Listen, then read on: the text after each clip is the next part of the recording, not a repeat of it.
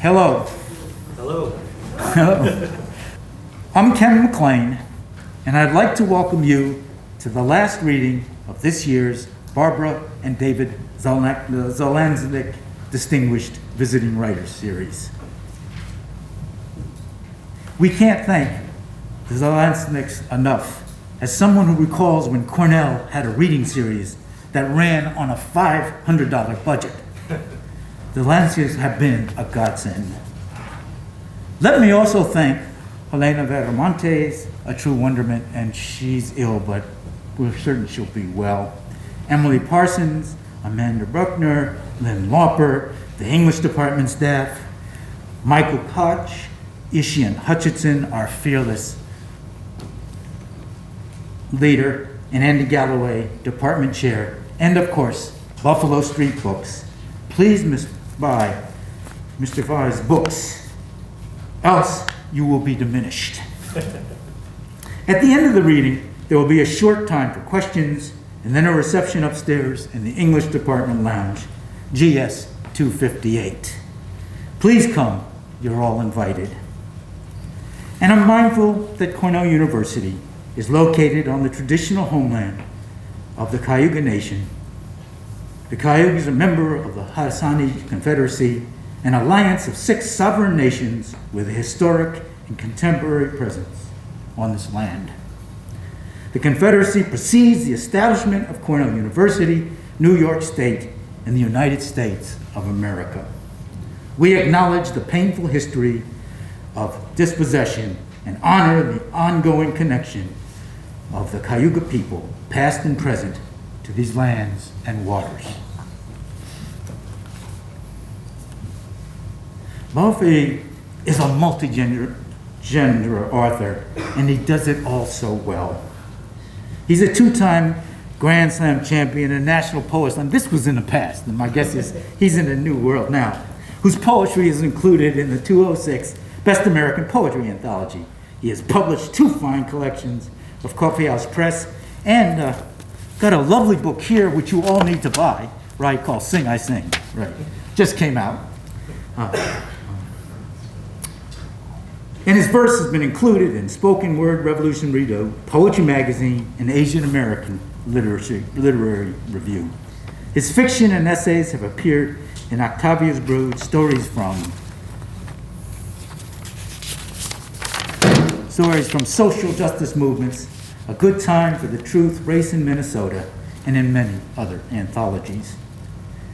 He is also well known for 3 children's books. His A Different Pond received 6-star reviews and multiple awards, including the Caldecott and Ezra Jack Keats Honor, the Asian Pacific American Librarians Association Award for his Best Picture Book, and the Minnesota Book Award for Picture Books. Bao Phi is a visiting critic in the Department of Literature in English this year. Now I'm going to do my little riff. Just yesterday, I said to my MFA class, a group of brilliant writers, that I so valued their poems because they never bored the reader. And let me be more specific about what I meant. I was telling these young poets that they were so committed to honor their commencements, to make us hear them, that they made the world afresh. And in so doing, they ennobled the reader, they bedazzled them. In each poem, these poets refused to give us the wan, the mealy-mouthed, the hapless claptrap. Their belief in human possibility and in social justice in this horrific time would make the dead bones walk, and even me. Well, today we have Bao Phi, who too never bores, who quite simply speaks about the world of difference and indifference, writing about LA, the immigrant experience and language that is both in the world, polyrhythmic, polyvocal, and magically incandescent. He grew up as I did in the hood.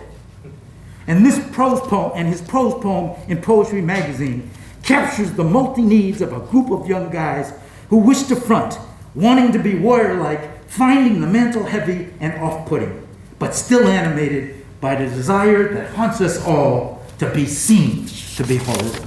Honorific. As he writes, all of my life I hid in the library, reading about Greek heroes. smiting their enemies. There's a short video piece Bao Phi did about a narrator's daughter who's wandering among thousands of coats in a clothing emporium. There are coats everywhere, as if one is in a field of sirens or a garden of temptations. The narrator is worried that he can't afford an expensive coat for the northern climes, and he wants his daughter to be warm. And he's also worried that he's losing his daughter, yes, in the field of coats, but also to the rampant materialism of this American culture, where you must not only have a coat, but a fashionable one, no matter how expensive. Then, all of a sudden, the narrator's daughter vanishes. She's gone in every parent's worst nightmare. And here, Bao Phi suggests what every parent, especially an immigrant one, fears, that they will not only lose their child physically, but spiritually. That the raiments of capitalism or Americanization will claim her and invalidate every association of kinship and cultural lifeblood. Thankfully, at the end of the vignette, the narrator finds his daughter and he hugs her. But the dangers are real. How do we protect our young? How do we truly clothe them in ethics? How do we outwit the shiny, the intoxicative, the falsely edifying, this American shit trap? That's, by the way, not my quote. How do we sing our song in this maelstrom of nullification? I don't care what generation you hail from. Chekhov or Shakespeare or Toni Morrison could not have described a parent's conundrum better. Bao Phi is a splendid writer. His work is simply gorgeous, heart-wrenching, and true. And he won't bore you. It is a great honor.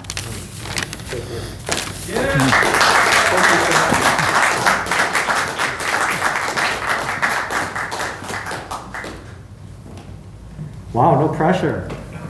Well, thank you so much for that lovely introduction. I appreciate it. And thank you all for coming. I know it's the end of the semester. You probably all rather be playing air hockey or Mario Kart or whatever. No, that's not a judgment. I would be doing that too. So really, thank you all for being here. Those who are chiming in via Zoom, thank you also. The internet is a very large place with a lot of content. Thank you for choosing to be with me here today. And I certainly don't aim to bore you. I hope I won't. But let's keep it loose. Let's have some fun. I'm not like a stand up here and lecture and need your devout silence type of guy. So, feel free to get loose and make some noise. You can even sit in front. I won't judge you if you fall asleep or leave early. That's my promise to you. Before I get started, I just want to say that I don't take events like this for granted. I come from very humble beginnings, and you already thanked a lot of people. I'm not going to go over that, but thank you all. I just want to echo those thanks. There's a lot of writers. I feel very fortunate that I'm someone who gets to come and share their work with you.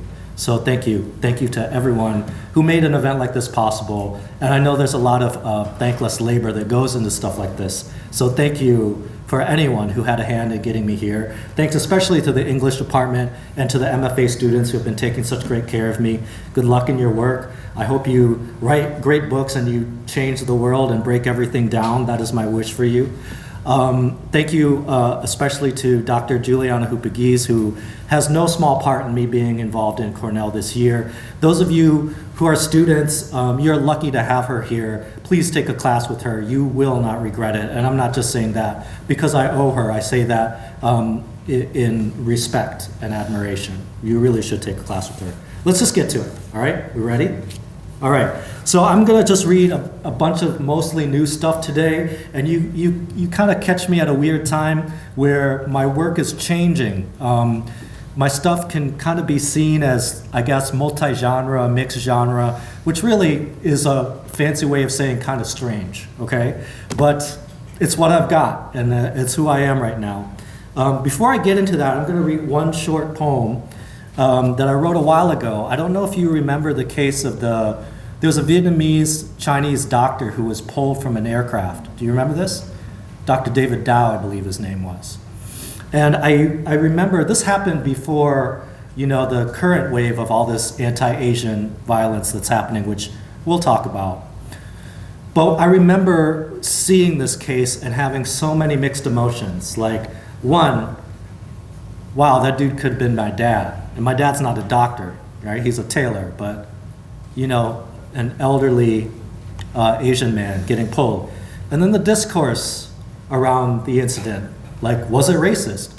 No, because racism doesn't happen to Asian people, evidently, and all of that. And so, and then I started thinking too about, what Juliana often talks about is how Asian Americans are always interrogated, right? It goes into the whole we're not seen as citizens or belonging here, so we get interrogated all the time. So, please explain your name. Please provide your full name. Louder. No. Slower. Slower and louder. No. Why don't you disclose your full name in the first place? Get up. No, get up. Get out. Get up. No, get out. Do you understand what I am saying to you? Where are you from? Who do you think you are? You're a what? Let us dissect your conceived privilege. Let us do a background check on your criminal record. You look like a man who could have killed my uncle in a war. What is the hot take? What is the analysis of the hot take? What is the backlash to the hot take and the backlash to the backlash? No, don't tell me your name. Fill in the blank. It would have been worse if the victim was blank. Is that your real name? Where were you born? Do they have laws where you come from? And did you follow them? Do you hunt? If so, do you use a gun? Where? Did you get a permit? Please provide your grievances, complete with an analysis of your intersection of gender, class, and race that will fit within one Twitter post word count limit. If need be, omit your name. Wait! Say your name again. Slower. Get up. Faster. Get up. Out. Faster. Have you been traumatized by war? Have you ever been ejected? From where and by whom? If a gun was held to your head and you were asked where you are from, what would be your answer? Have you ever been aligned with any radical movements? Stand up. Stand the fuck up! On your knees. Answer again. Again. Just get up. Why are you being such a dick? Stop. Stop asking us to kill you. Stop asking us not to kill you. Stop. Get out. Kill you. What's your name?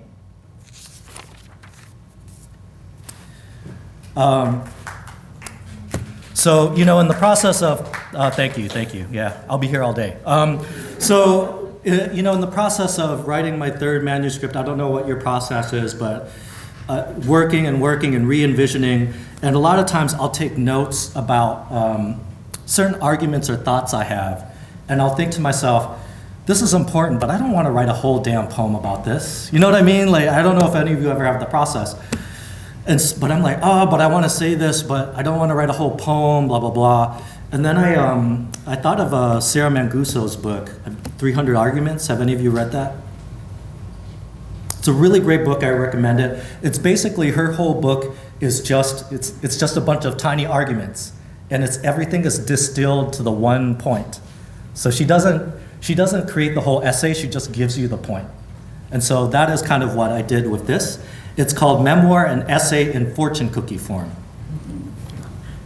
1, it's not just that life is unfair. We've all known this. It's the feeling that deep down, none of us really want it to be. Instead of doing away with firing squads, most of us just want to be the ones pointing the guns.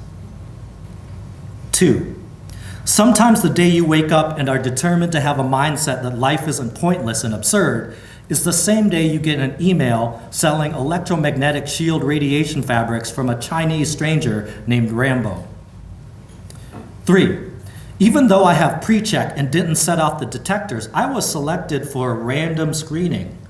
The other people selected were an older Southeast Asian woman in a jean jacket and a black man wearing a Def Leppard shirt.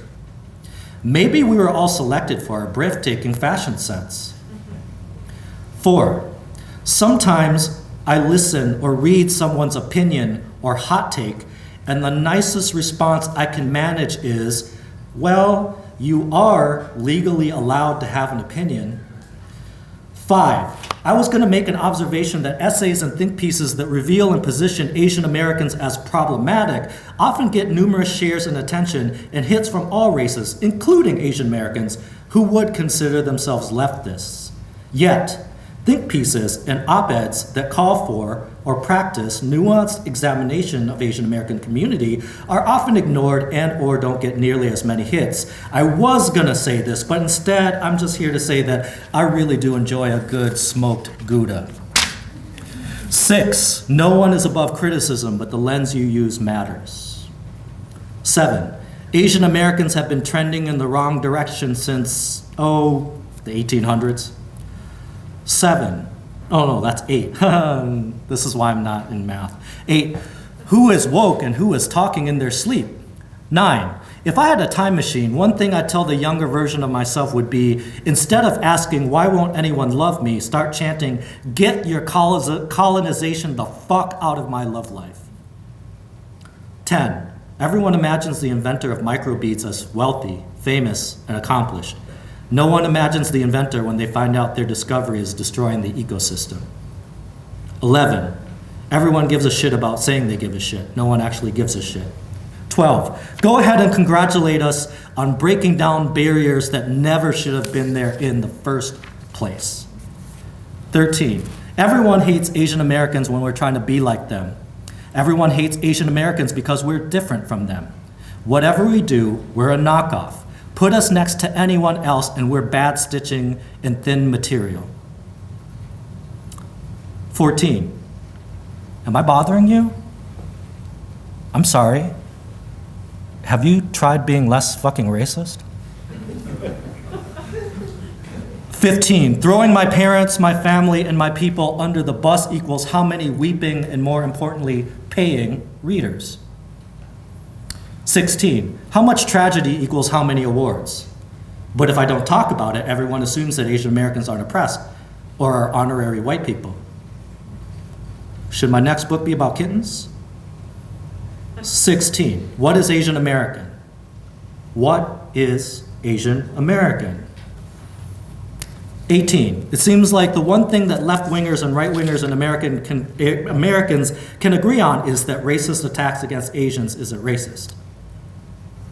19, on Asian American privilege. Sure, but privilege is not the same thing as power. 20, with the invisibility of anti-Asian racism and hate, it's not so much what have we learned, but what have we been reminded of. 20, I am an Asian American, which means I am always somewhere else but belong nowhere.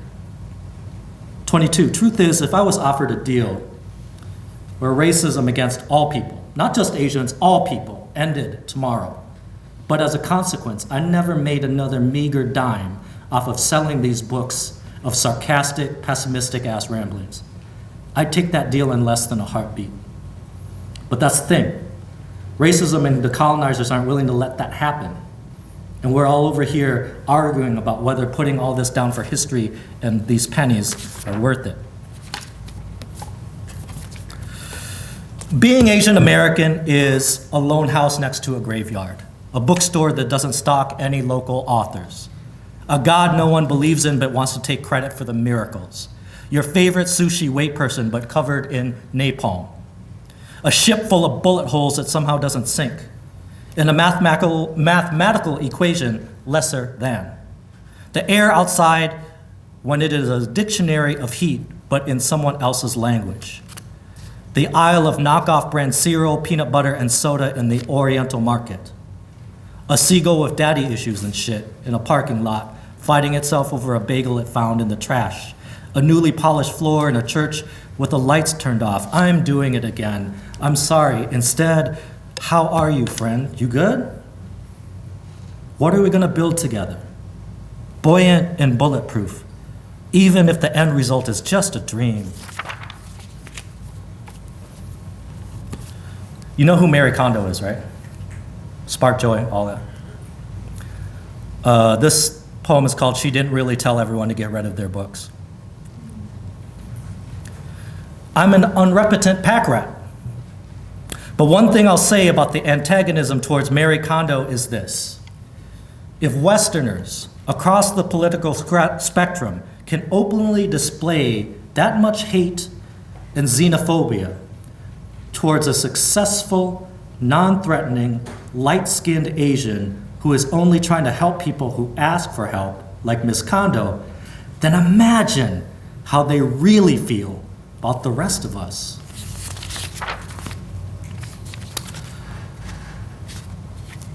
Oh boy, I'm making a lot of friends today. So this poem is called Get Rich Quick. Have you heard of atmosphere models? This is an actual job. Atmosphere models are beautiful, charming, intelligent people who are paid to go to gatherings and be the life of the party.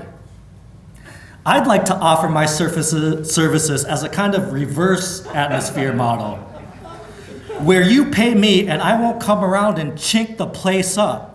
Me and my ching-chong name clink-clanging off your tongue. My story is the worst kind of map, dotted lines but no solid borders, like our faces, no topography, no fun at all at parties, parents dragging themselves to some bullshit job, hoping we'll be a doctor or engineer to lift us out of hardship or poverty, a man executed point blank with a pistol by one of his own, faceless people clinging onto a levitating helicopter, Vietnamese people at a pro-Trump rally. None of this is particularly Instagrammable. P.S. If you're going to treat me and my kind like ghosts, you should at least pay for the exorcism. Anti-Asian violence. Never mind that my child, as a baby, with untamed wisps of black hair, more cloud than crown, pout of lip and wrinkled, grouchy, tiny, skeptic, looks so much like an elderly Chinese dude. Never mind the commodification of solidarity, the algorithm of who deserves support and who was tardy or absent for whom. Never mind the Venn diagram overlap of the considerably stupid, the considerably unstable, the overeducated. Never mind the anti-racist du jour. Never mind the urge to claim this pain and bullhorn it in the hopes that everyone will start to take our people's suffering seriously. As if being stuck under a rolling boulder or between walls of stone is a choice. Fuck my feelings and fuck yours. Instead, ask yourself why we are constantly asking who deserves what and when, instead of thinking simply, this must stop.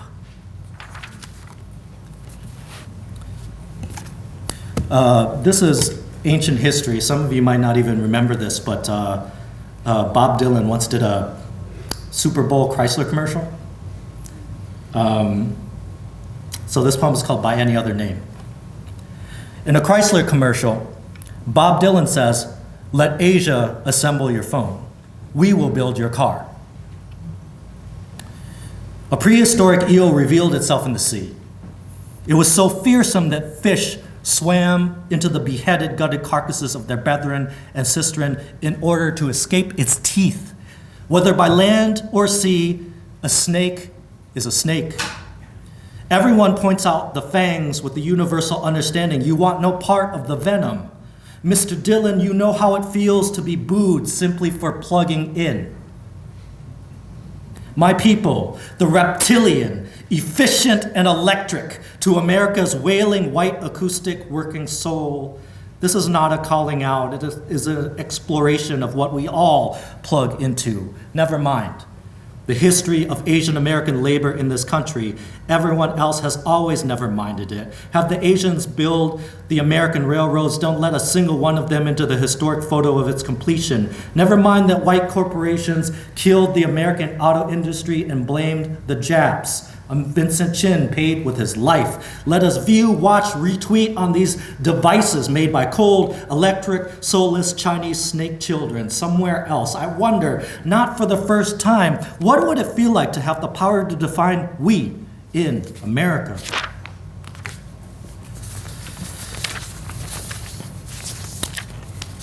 Huh. Yeah, okay. So I've been experimenting with Asian American forms of writing. Like, what would that be? What could be interesting? What could be fun? And one of the things that I've been playing with is this idea of like a Asian American fable. Like Asian American fable, but I spell it with a PHO, like pho, phobos. Isn't that clever? I need to trademark this stuff. And it's just kind of like it's a way to, I guess, creatively shit talk and have fun with it. And this is one of the phobos that I have recently written, and it's all fictional characters. So the following is a work of fiction. Any resemblance to real living persons is accidental, probably. He didn't see the stars they came out to see. To be fair, he was high. Out in the middle of beautiful nowhere with his multicultural mixed gender crew, a Vietnamese folk singer / rapper of medium talent, he had unexpectedly charted on iTunes with his playful political boho party jam, Mia Copacabana. They all wanted to celebrate one of them finally making it big, so they wanted to go out to a lake and shit, have some fun. They were feeling good and loose, the mellow buzz of the ecstasy pills making every pore on their bodies feel open and kissed by the light breeze. Someone lit up a joint to help them come down. The brightest light was at the tip of the spliff as they passed it around, chanting one of his more quotable lines, "I'm crazy, the Asian Jeff Fahey." His friends were encouraging him to put away the phone and look up and see the stars, man. Finally, so far from the city lights, you could see so many. But he was glued to his screen, secretly hoping for a hookup email from the producers of Crazy Rich Asians that one of his songs would make the soundtrack. It never came. Now, he had been in the game long enough without success to know he could not rely on one hit. And so the inability to cash in on the simultaneous success of his song with the one East Asian Hollywood success story was particularly pinchy for him. He attempted to get revenge by writing screenplay parodies of the film, strident Marxist Asians, broke Southeast Asians, neurotic artsy Asians. No one in Hollywood returned his calls. Taking an alternative path to success was nothing new to him. Wouldn't you know it, he was really good at math. Took to it like a fish to water when he was a kid. He came from a big, poor refugee family, and as the oldest, felt a particular responsibility to lift them from poverty. But as he got older and older, school became more and more difficult. The white teachers assumed it was because he was completely bilingual and therefore had more stuff going on in his head. But the truth of it, which he kept to himself, was that he felt like shit was boring still. He got good enough grades to get a reasonable scholarship to a decent school. Hooray, his parents celebrated, even though it wasn't Harvard or Cornell, You can become an engineer and buy us all houses. When he declared English as his major his sophomore year, his parents' response was the Buddhist mantra, "Life is suffering." He had some minor success, getting paid $1,000 if he was lucky by some Asian student group to come rap during a banquet or whatnot. He loved being up there rocking, seeing the heads nod above the egg rolls and the papaya salad, even if most of the kids forgot about him by the time they drank half their first drink at the after party. And he began to have nightmares when he was up on stage rocking in front of a bunch of cats, like literally cats, who were playfully batting him around with their soft furry paws, having fun until they decided to stick their claws out. Mia Copacabana was a hit he didn't know he needed. He got a royalty check that gave him money left over, even after paying his mom back for that loan she gave him to buy a used drum machine a decade ago. For the first time in his life, he wasn't sweating the utilities bill or rent or his HBO Max subscription. but he didn't make nearly enough money so that he could stop worrying forever. In an effort to snap out of his funk, he took a seminar with This and That, which was the actual name of the laissez-faire anti-capitalist consulting firm that put together the seminar. They taught him about the locus of control, which made him think about how he could take hold of what he had actual control over in his life and also efficiently give the finger to everything else. He thought a pivot to sing rapping about his background coming from a poor family would resonate with audiences, but it didn't work because no one really believed that Asian people were poor. So he switched gears and made a song about his discomfort about his body weight and image issues, which met with moderate success.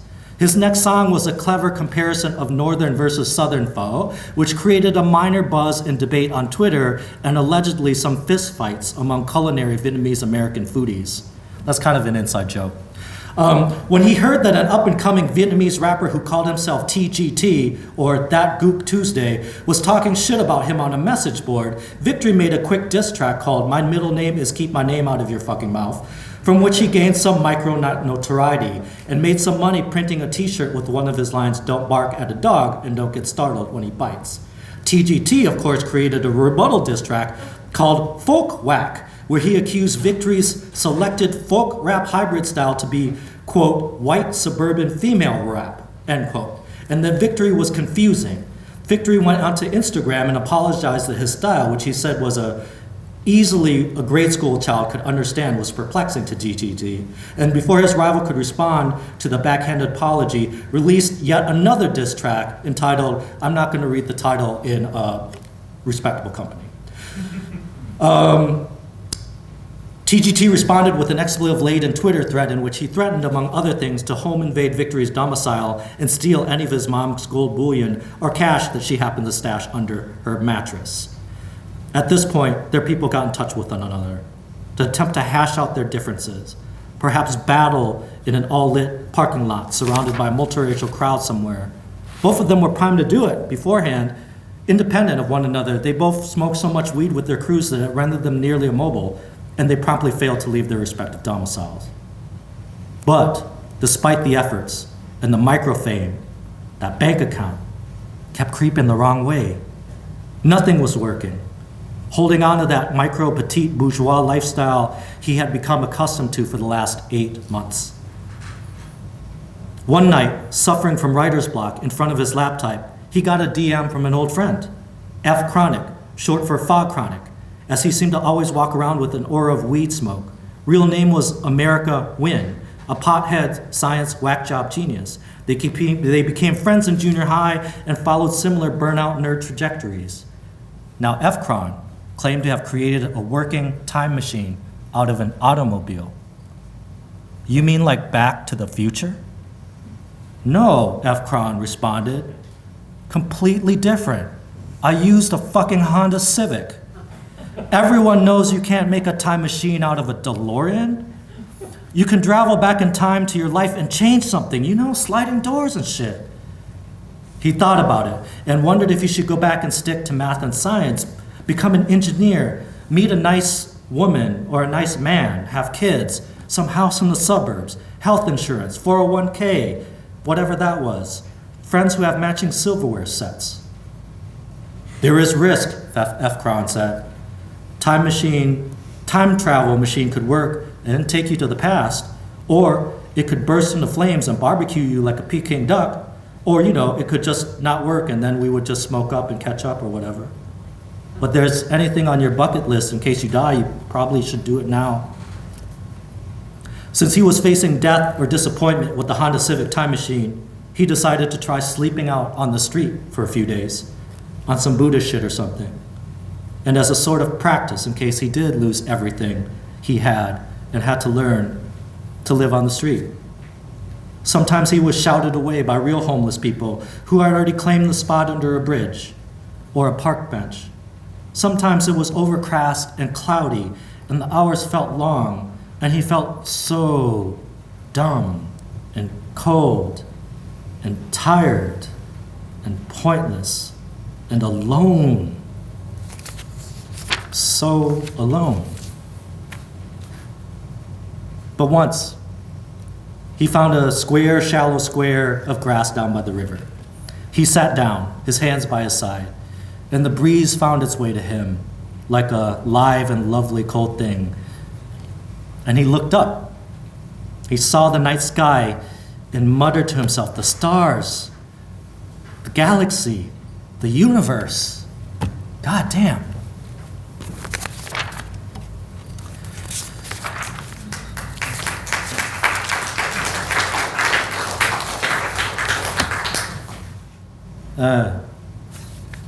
Okay. I'm just going to read 3 short pieces because I like to leave on a happier note. Oh, but this one isn't happy. So unhappy again, and then 2 happier ones. My kid is crying because some random kid called them ugly. Little boys capping on each other, telling your mama jokes, grow up and regret it, or they don't. People can say they hate Asian people, women, Black people, Native American people, queers, Latinx, Arab, trans people, and so on and so forth. Then they train the shock bolts storming through their gray matter, thinking it makes them Zeus. Our names clang like broken door knockers off the tongues of these foreigners who think they are home. Home to them is just something else they stole. Then again, all of us are guilty of forgetting that we can simply stop and look up and see the stars. What if we murdered all the caterpillars before they had a chance to become butterflies is not a question worth asking. Guilt and shame are big round rocks, except they're not, because they don't get worn down over time. I wrote this not when you cried, but when I noticed a lonely wooden door on the back of a warehouse in an alleyway, and I thought for a second it led to Narnia or something like that before reminding self it led to no such thing, dumbass. My dad used to take me to big nature parks to teach me the appreciation of nature, but it was me that decided that rain running down a gutter was beautiful. Clear, shallow water, arrowed over concrete, studded with pastel chunks of pebbles. I can see the teenage version of you rolling your eyes when you read this. Good. Let's only be interested in a vision of beauty that doesn't need to make something else ugly to compare itself to. All right. Call it a win. This is a true story. When we saw an ad for Peeps flavored, you know what Peeps are, right? Marshmallow things. When we saw an ad for Peeps flavored Pepsi, my kid's immediate reaction was, "That looks disgusting," promptly followed by, "I would like to try it," which is probably exactly what the capitalist megacorporations intended when they Frankenstein their shit together. And who from? Fine, I'll be on the lookout and get you a can, I said warily. But then I noticed they would not be selling them in stores. They could only be won in a sweepstakes, either through the Twitters or by sending in a 3.5 index card with name and address. You see how hard your dad works to fulfill your dreams? I asked my child as I wrote my name and address from memory onto a 3x5 index card and placed it into an envelope which was not 10 feet away from where we were sitting. No one ever wins stuff like this, I thought, as I placed a tasteful stamp onto the envelope. Months later, a giant box decorated with bright yellow Peeps print came in the mail to our humble doorstep. Typical of the American experience, the oversized box contained 3 tiny cans of Peeps flavored soda, even smaller than the regular size cans you could get at any gas station. My kid was perversely excited as they sipped the soda, tasting of marshmallows and carbonation. Not bad, they concluded. Well, I thought to myself, I can't win the lottery. I can't stop global warming or racism or sexism, homophobia, classism, ableism, or anything else. I can't even live up to the standards I would like to hold myself to, but once in a lifetime, I can win you some bullshit sugar syrup in a can, and I'll be reminding you of that for the rest of my life.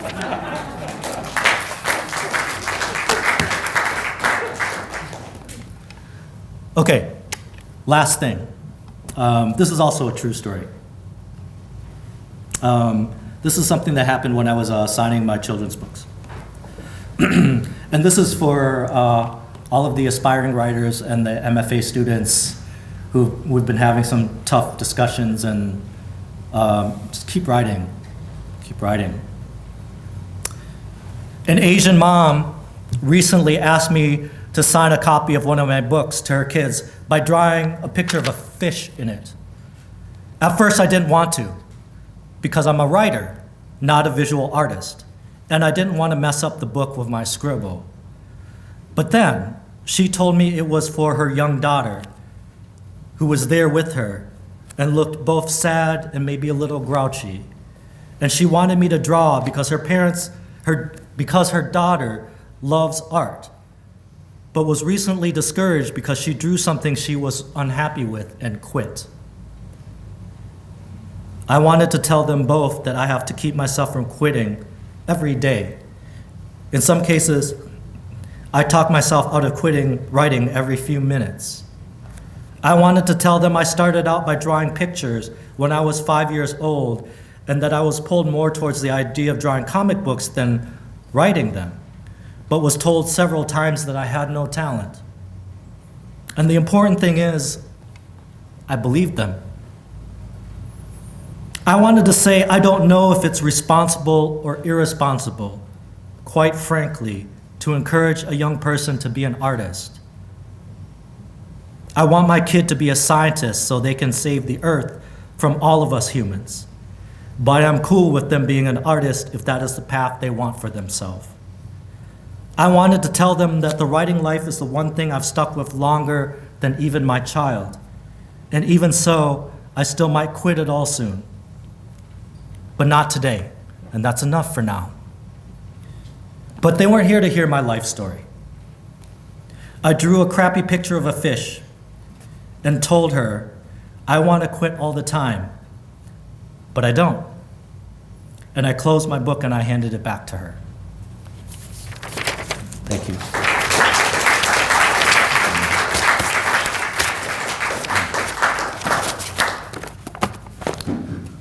Would you take one or two questions? Of course. I think we have like 15 minutes or something for questions. You've all been very patient with me. Thank you. I really appreciate the opportunity to read my new work, especially to you all. And I know it's no small thing to have a platform to have you listen. So I really appreciate that. And with that, I'll take any questions you might have, comments.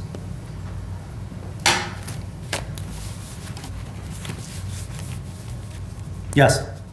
That was a great reading, by the way. I love your style of reading, and it was very kind of performance-y. And I wonder if you practice the way a stand-up comic would, or if you're kind of winging it when you get a reading. Yeah, I don't practice anymore. I used to back in the old days, but I tend to just get up here and do it. Part of it is there's an energy that happens when you get up here and do it without rehearsal. Does that make sense? Sure.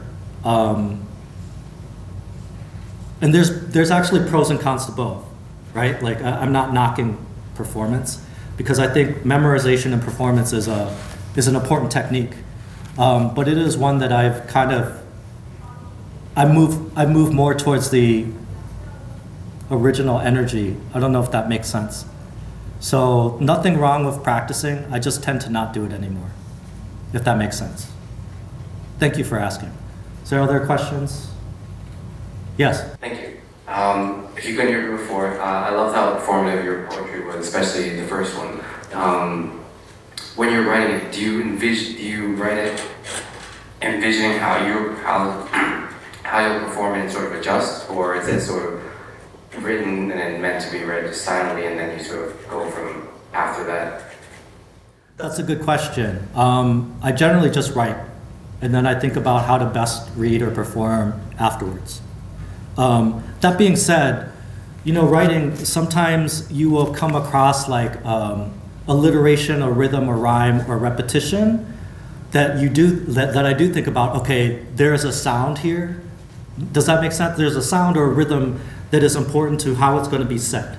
So sometimes it is a part of the craft of writing. Does that make sense?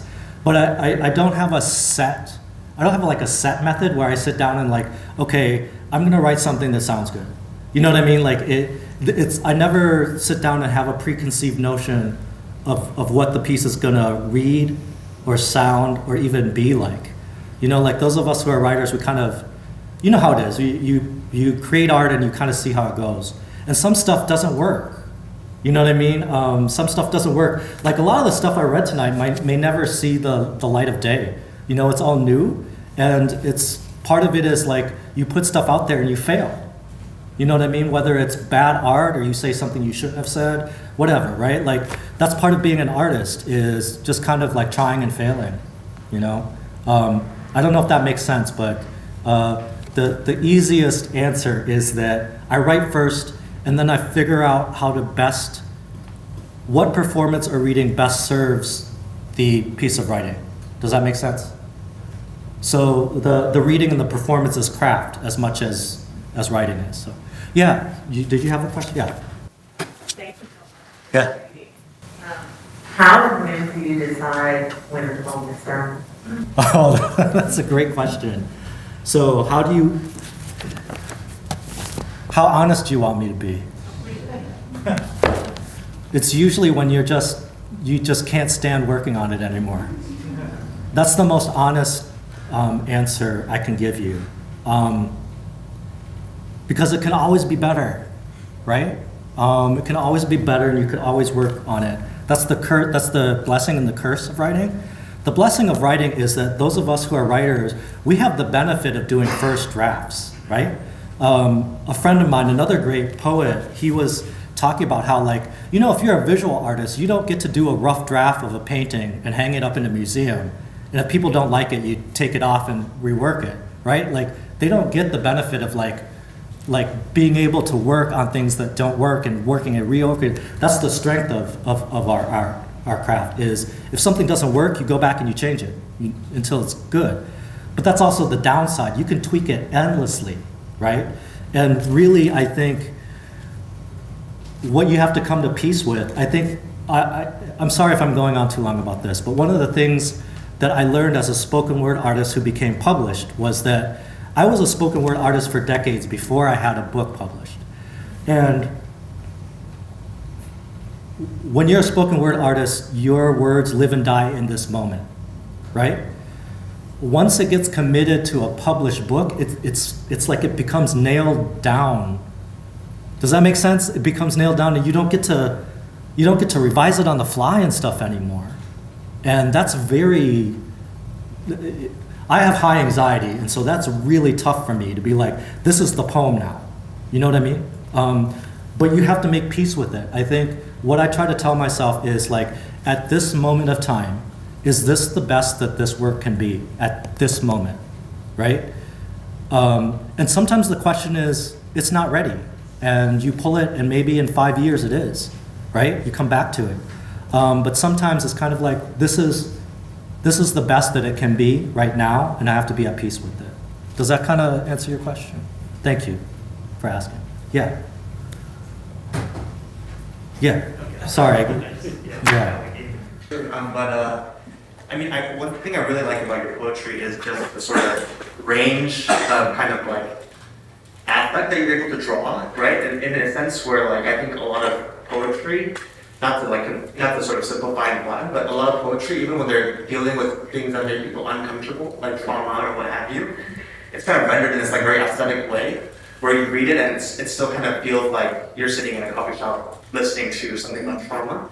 But there's a way in which I think your poetics really gauge and get uncomfortable, right? In a way that like really makes me uncomfortable. Because it's so candid at times, but it's also hyperbolic, and it's not sort of concerned with like meeting a marketplace kind of niche, right? Yeah. So I guess one thing I was wondering is how do you kind of think about the way discomfort moves through your poetry, awkwardness, things of this nature, and like how does that somehow speak to this like Asian American, right, like literary genre or like aesthetics or form that you're kind of creating, right, and thinking through? Thank you for asking. Thank you for the kind words and the asking. You know, I think really quickly before I forget, a quote from a writer, Brian Phillips, who wrote about something very, like the death of his grandparents and how he was young and he felt strange because at the time he felt like he should be expressing grief in a certain way, but he didn't. Not because he wasn't in grief, but because he didn't you know what I mean? Like he felt there was an expectation to perform his grief. And ultimately, what I remember is he said something like, where on earth did I internalize the notion that I owed anyone like to act in a way that was reasonable?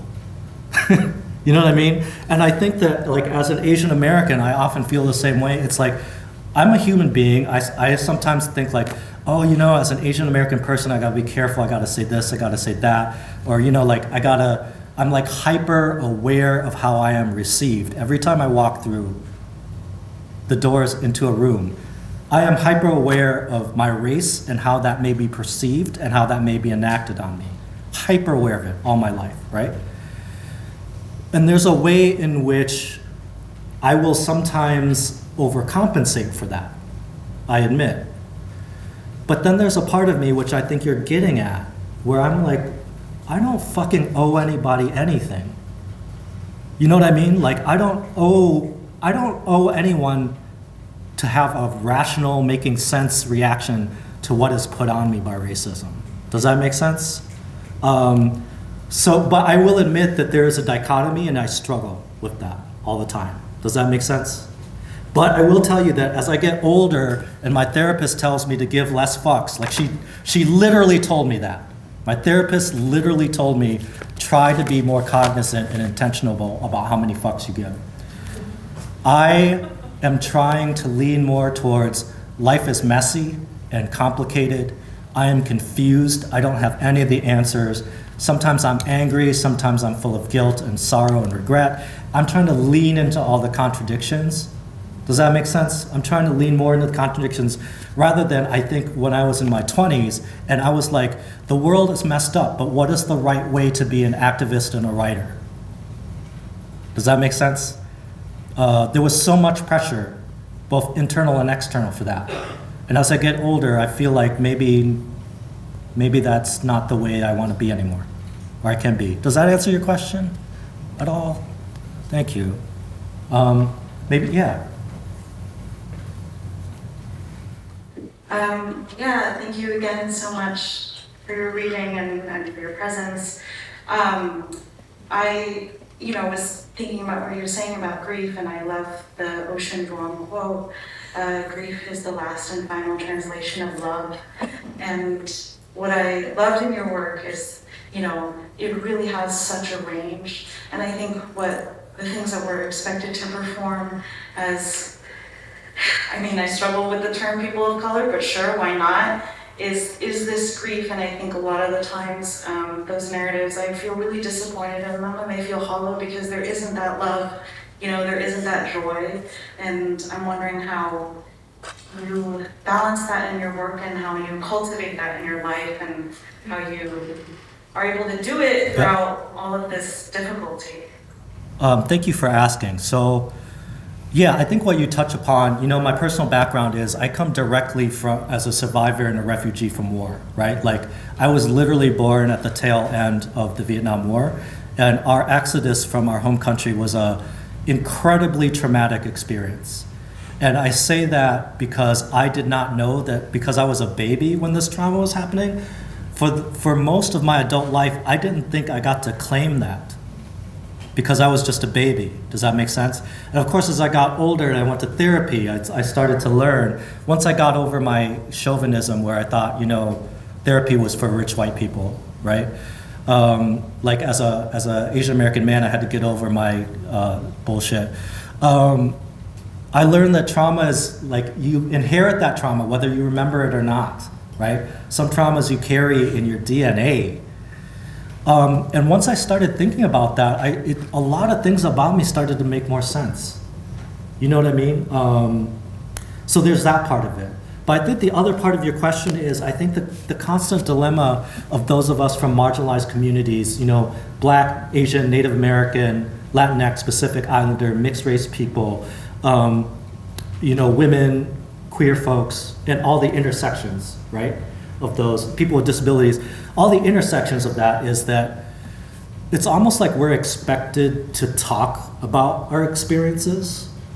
And there's nothing wrong with that. I think it's great that we actually put that out there. So, because my whole thing is like, we should all be listening to each other. And no matter what gender, race, whatever you are, we can all learn from each other. Like, totally believe that. But I think what you're getting at is there can also be a pressure or this kind of question is like, okay, but when are we kind of leaning into the suffering porn or poverty porn, right? Where it's kind of like we strangely get rewarded for talking about our enormous pain, right? And then as an Asian American, I'll say this, the other part of it to me is like, but if we don't talk about it, then people think Asian Americans aren't oppressed, right? Or they think that racism doesn't happen towards us. Because I think that, I don't play Oppression Olympics. I don't think we have it worse than anyone.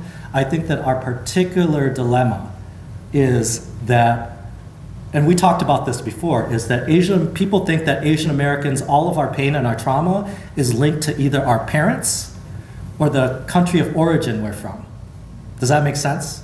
So the American pop culture, they'll consume these stories about Asian American pain, but it's always like the strict parents or like the Chinese communist government, right? And I'm not saying that's not true, like that, that stuff happens, but I'm saying it's like one specific type of pain. I think it's Lisa Lowe that talks about this, right? It's like, it's a pain that is about Asian culture and family and not the lens of white supremacy and systematic oppression and historical oppression. Does that make sense? I don't know if that answers your question or not. I don't have an answer. What I try to do is I try to write about as many complicated things as I can. I try to be hyper aware of the lenses that I use. I will mess up sometimes. That's just part of being an artist. I don't know. I can tell you that it is a negotiation, and it is a constant negotiation. And I would say that my outlook is even different than it was 10 years ago, so I'm sorry, that doesn't help you at all. I apologize. Yeah, thank you all.